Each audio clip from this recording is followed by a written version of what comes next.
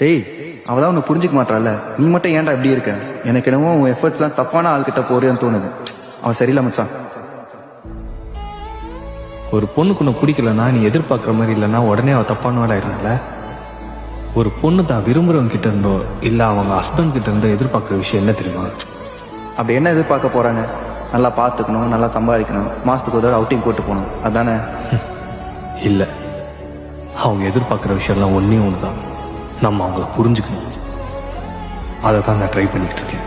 யார் அவளை புரிஞ்சுக்கிறாங்க இல்லையோ, அவள் புருஷனா நான் அவளை புரிஞ்சுப்பேன். அது அவளுக்கு எப்போ புரியுதோ புரியட்டும். அது வரைக்கும் நான் வெயிட் பண்ணுறேன்.